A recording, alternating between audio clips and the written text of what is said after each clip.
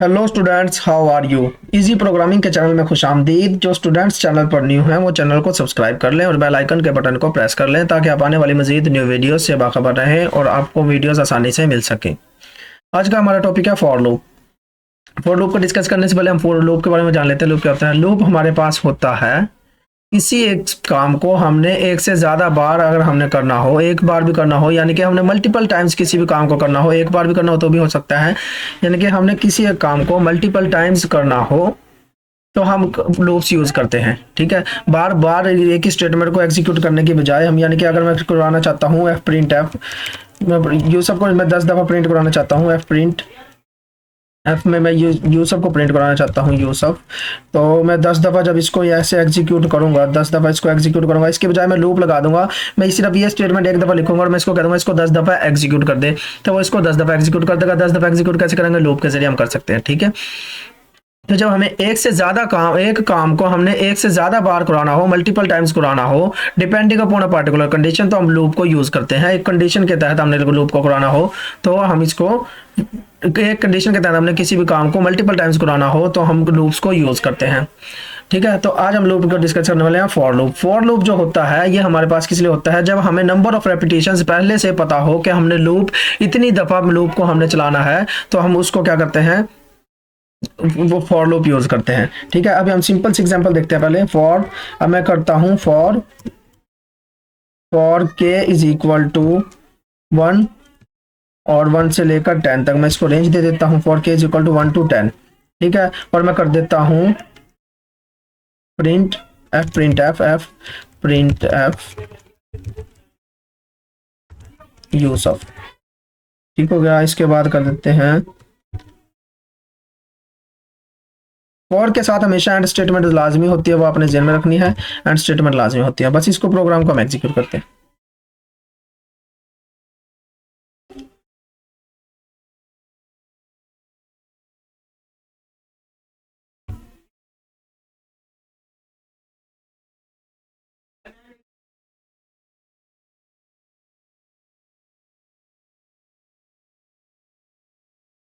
Programme मेरा execute हुआ। सिर्फ अब ये देखना 10 दफा यूसुफ लिखा गया। क्या हुआ? 10 दफा यूसुफ लिखा गया। 3 दफा एग्जीक्यूट हो गई, तो प्रोग्राम 3 दफा एग्जीक्यूट हो गया, यानी कि मैंने बार बार इसको एग्जीक्यूट कर दिया। तो यूसुफ 10 दफा लिखा गया है। हम दोबारा से इसको 2 मिनट क्लियर करके दोबारा से इसको एग्जीक्यूट कर लेते हैं। क्लियर, दोबारा से प्रोग्राम एग्जीक्यूट करते हैं। हमारी स्क्रीन क्लियर हो जाने तो 2 मिनट। स्क्रीन हमारी क्लियर होगी। दोबारा से प्रोग्राम को एग्जीक्यूट करता हूँ।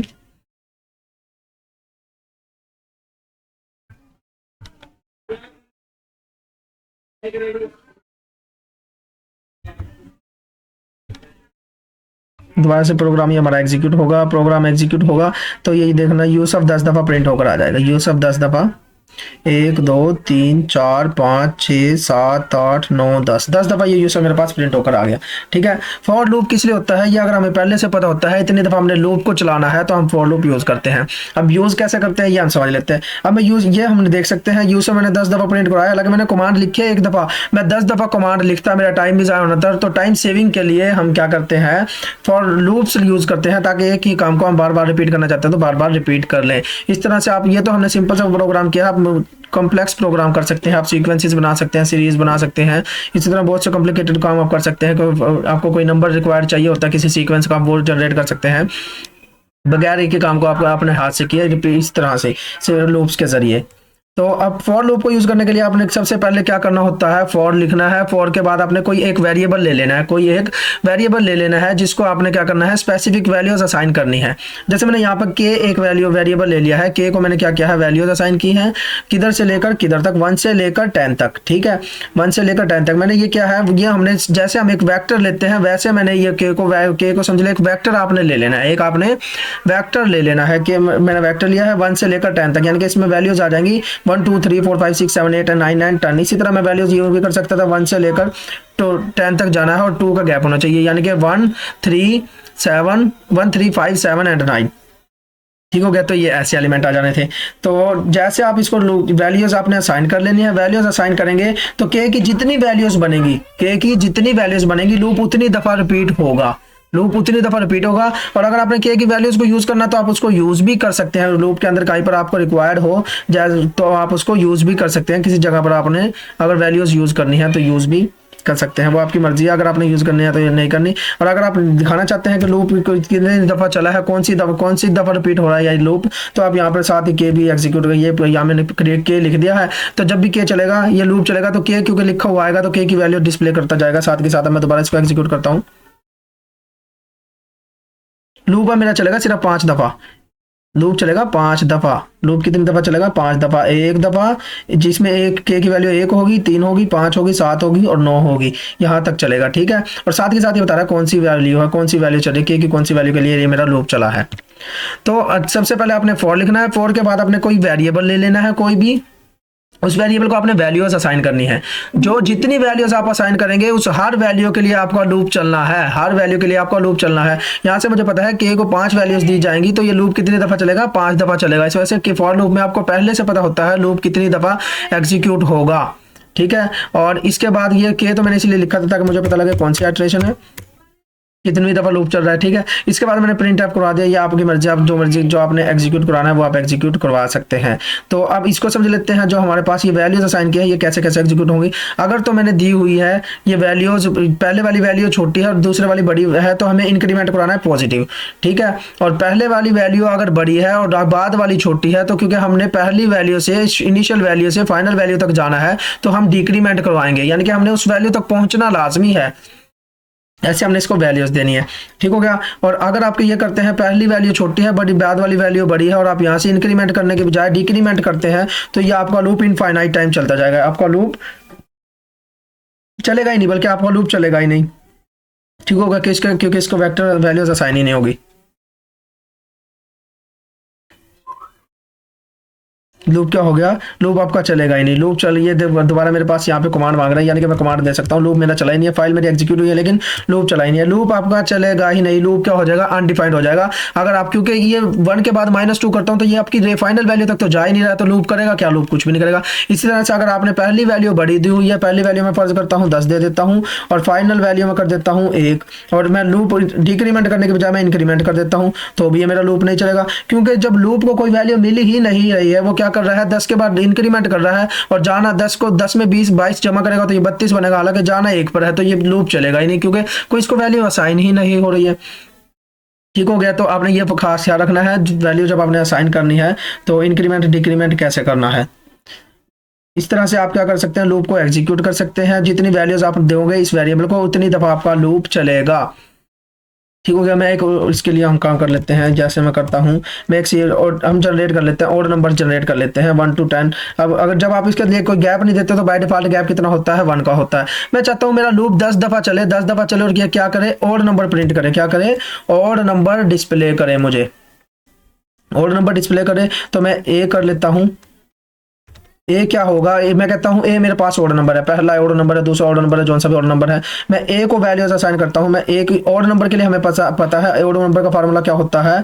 2n+1 या फिर 2n-1। 2 क्योंकि हमारी वैल्यू 1 से है तो हम 2n+1 करेंगे, 2n-1 करेंगे, 2n-1 करेंगे। 2n अब हम n नहीं ले रहे हैं हम, क्योंकि k ले रहे हैं, तो यानी कि जो से हमें नंबर चाहिए होता है हम वही वाला लेते हैं ना। अगर हमें जनरल टर्म माननी है an तो हम लिखते हैं 2n-1। लेकिन अब जनरल टर्म हमारी क्या होगी? k बताता है कौन सा वैल्यू है, इसमें k बताएगा। ठीक है। कौन सी वैल्यू? तो हम ये a लेंगे, के लेंगे तो इसके में क्या करेंगे? 2k-1 करेंगे, 2 × k-1। तो ये क्या होगा? a की वैल्यू, k की पहली वैल्यू क्या है? 1, 1 इसमें रिप्लेस करेगा, 2 × 1 1 हो जाएगा, 1-1 तो पहला नंबर और आ जाएगा 1। इसके बाद k की वैल्यू 2 होगी, 2 प्लेस करेगा, 2 × 2 4, 4-1 तो ये हो जाएगा 3। तो फर्स्ट 10 ऑड नंबर ये मुझे मल्टीप्लाई देगा। फर्स्ट नंबर 10 ऑड नंबर क्यों देगा? क्योंकि ये क्या हो रहा है? 10 दफा चलेगा। इस दफा से इस तरह से मुझे 10 ऑड नंबर देगा। और मैं इसमें करवा देता हूँ डिस्प, हम यूं ही करवा देते हैं, सिर्फ हमें हमें डिस्प्ले कराने की क्या जरूरत है, जैसे वैल्यू देता जाएगा वैसे वैसे वैल्यू ये मुझे मिलती जाएगी। जैसे ये लूप चलेगा तो ये दोबारा से जाएगा, ए की वैल्यू क्योंकि जो होगी वो डिफाइन होगी, ठीक है, और के की वैल्यू पहले 1 थी, दोबारा ये क्या करेगा, लूप एक दफा लूप चला, फिर इसने ए की के की पहली वैल्यू यूज कर ली, 1 यूज कर लिया, तो ये दोबारा जाएगा के की जब तक एंड वाली वैल्यू नहीं हो जाती जब तक ये लूप चलता ही रहेगा, ठीक है। दोबारा जाएगा, ये के की वैल्यू देखेगा 2 थी, 2 इधर प्लेस करेगा, 4 × 4 - 1 3 लिखेगा, 3 को प्रिंट करेगा, आगे चल जाएगा, ठीक है।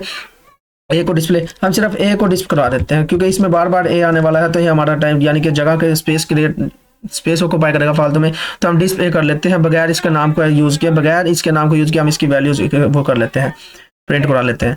फाइल को मैं एग्जीक्यूट करता हूँ इसको, तो मेरी ये फाइल एग्जीक्यूट हुई, तो पहले 10 मेरे पास ऑड नंबर्स आ गए। पहले 10 कौन कौन से होंगे, ये क्या है, 1 3 5 7 9 11 13 15 17 एंड 19। तो पहले 10 मेरे पास क्या हुआ, ऑड नंबर्स आ गए।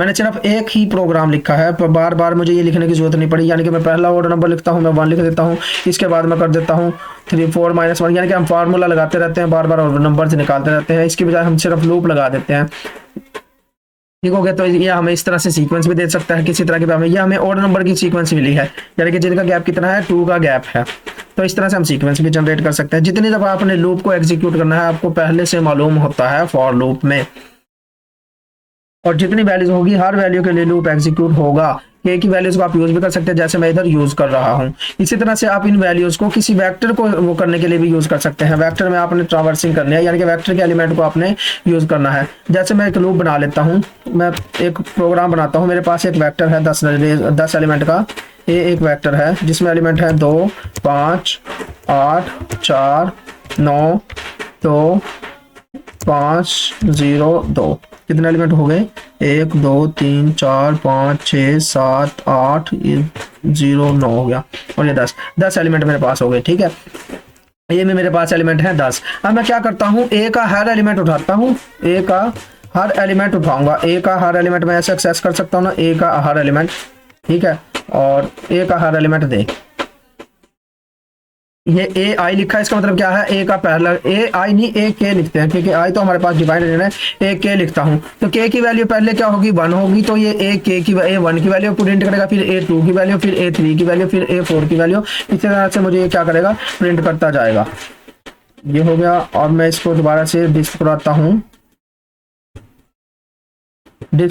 के, तो अब ये क्या करेगा, के को मुझे डिस्प्ले कर, के नहीं करता हूँ, के तो मैंने यूज कर लिया ना, के को, ये फिर के की वैल्यू एक दफा चेंज हो जाएगी। लूप में हमने जो वैल्यू आपने इधर यूज कर ली है, फोर के अंदर जो आपने वेरिएबल यूज कर लिया है, तो उसको आपने लूप के अंदर दोबारा से वो डिफाइन नहीं कर सकते। यूज आप कर सकते हैं, उसको दोबारा से आप डिफाइन नहीं कर सकते। जैसे मैंने इधर के पहले डिफाइन किया था, तो आप उसको डिफाइन नहीं कर सकते। यूज जरूर कर सकते हैं, जो आपने इसको कहीं पर यूज करना है वो वैल्यू आपने यूज करनी है। जैसे मैं इधर यूज कर रहा हूँ, मैं चाहता हूँ ए की पहली वैल्यू आए 1, ए के की वैल्यू पहले लूप चलेगा, के की वैल्यू देखेगा 1 है, तो ये क्या करेगा, ए1 यानी कि ए का पहला एलिमेंट दे देगा जे को, और मैं जे को प्रिंट कर रहा हूँ, तो पहला एलिमेंट प्रिंट हो जाएगा। इसके बाद ए की के की वैल्यू क्या होगी, 2, ए2 यानी कि ए का दूसरा एलिमेंट वो जे को दे देगा, फिर मैं जे को प्रिंट कर रहा हूँ, तो इस तरह से मेरे पास ए के तमाम एलिमेंट प्रिंट हो जाएंगे। इसको एग्जीक्यूट करता हूँ, इस तरह से मेरे पास ए के तमाम एलिमेंट प्रिंट हो गए। ये मेरे पास क्या हुआ है, ए के तमाम एलिमेंट प्रिंट हो गए। पहला एलिमेंट 2 था, दूसरा 5, तीसरा 8, चौथा 4, 5वां 9, ठीक हो गया। ये एलिमेंट मेरे पास प्रिंट हो गए। तो इस तरह से हम इसके एलिमेंट भी एक्सेस कर सकते हैं किसी मैट्रिक्स से। आपने जो दूसरी मैट्रिक्स होगी यानी कि अरे होगी, तो अरे से आप नेस्टेड लूप के जरिए कर सकते हैं, वो हम बाद में देखेंगे नेस्टेड लूप क्या होते हैं। अब हम इसको फॉर लूप के जरिए, अब मैं चाहता हूँ मैं फॉर लूप तो लगा दूं। फॉर लूप के जरिए मुझे पता है इसका मैं हर एलिमेंट एक्सेस कर सकता हूँ।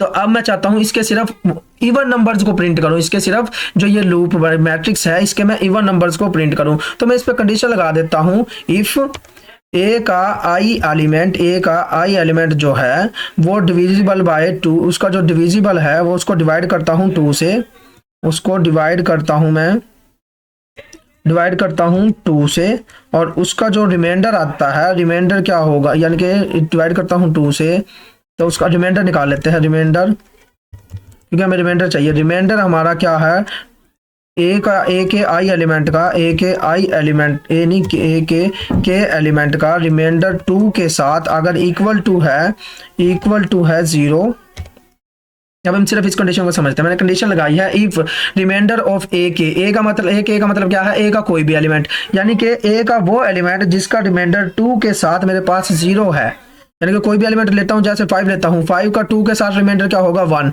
तो उसके लिए कंडीशन हो जाएगी फॉल्स। ए के लिए इसका ए का पहला एलिमेंट लेता हूं, ये मेरे पास है 2, 2 का रिमाइंडर 2 के साथ क्या होगा 0 होगा, यानी कि रिमाइंडर 0 का मतलब क्या है 2 पर डिविजिबल है, और जो नंबर 2 पर डिविजिबल होता है वो हमें पता है वो क्या होता है, इवन नंबर होता है। तो मैं इसके लिए प्रिंट करा देता हूं, उसके लिए मैं प्रिंट करवा दूंगा डिस्प कर दे ए को, ए के एलिमेंट को, ए के एलिमेंट को डिस्प कर दे।